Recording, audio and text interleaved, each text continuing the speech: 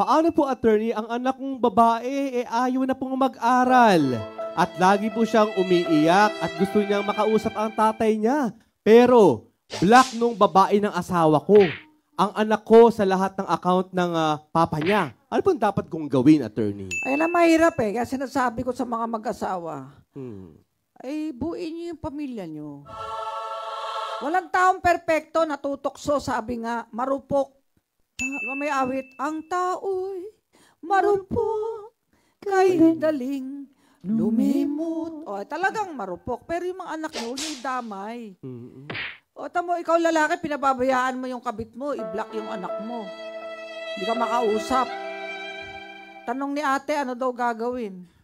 Kung sabi mo yung asawa mo na, pagbigyan naman yung anak mo na makausap man lang niya. Kahit sa anak na lang. No? Oo.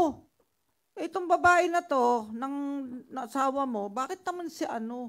Pakailan. Nagaw na nga yung asawa mo, aagawin pa yung pagmamahal ng asawa mo sa anak niya. Ago eksena. Masama po yun. Alam mo, pag mahal mo ang isang tao, mahal mo din ang lahat ng mahal niya.